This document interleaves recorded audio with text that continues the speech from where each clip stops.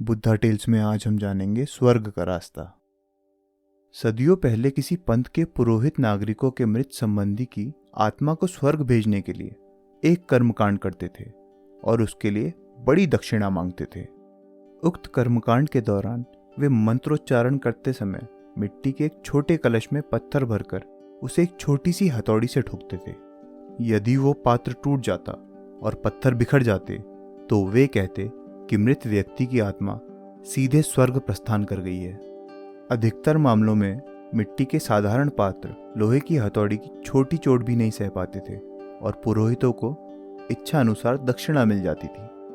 अपने पिता की मृत्यु से दुखी एक युवक बुद्ध के पास इस आशा में गया कि बुद्ध की शिक्षाएं और धर्म अधिक गहन है और वे उसके पिता की आत्मा को मुक्त करने के लिए कोई महत्वपूर्ण कार्य अवश्य करेंगे। बुद्ध ने युवक की बात सुनकर उससे 2 अस्थि कलश लाने के लिए और उनमें से एक में घी और दूसरे में पत्थर भरकर लाने के लिए कहा। ये सुनकर युवक बहुत प्रसन्न हो गया। उसे लगा कि बुद्ध कोई नई और शक्तिशाली क्रिया करके दिखाएंगे।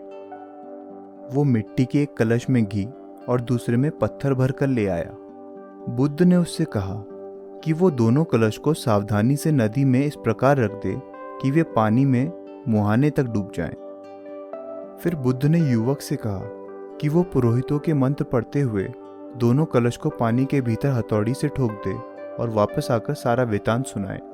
उपरोक्त क्रिया करने के बाद युवक अत्यंत उत्साह में था। उसे लग रहा था कि उसने पुरानी क्रियाओं से भी अधिक महत्वपूर्ण और शक्तिशाली क्रिया स्वयं की है।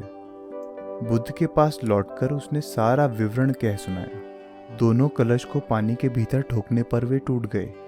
उसके भीतर स्थित पत्थर तो पानी में डूब गए, लेकिन घी ऊपर आ गया और नदी में दूर तक बह गया।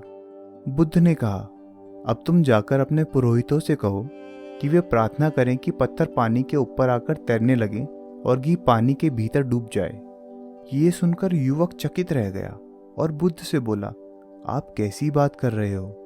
पुरोहित कितनी ही प्रार्थना क्यों ना कर लें, पर पत्थर पानी पर कभी नहीं तैरेगा और घी पानी में कभी नहीं डूबेगा। बुद्ध ने कहा, तुमने सही कहा, तुम्हारे पिता के साथ भी ऐसा ही होगा। यदि उन्होंने अपने जीवन में शुभ और सत्कर्म किए होंगे तो उनकी आत्मा स्वर्ग को प्राप्त होगी। यदि उन्होंने त्याज्य और स्वार्थपूर्ण काम किए होंगे तो उनकी आत्मा नर्क को जाएगी। सृष्टि में ऐसा कोई भी पुरोहित या कर्मकांड नहीं है जो तुम्हारे पिता के कर्मफलों में तिल भर का भी हेरफेर कर सके।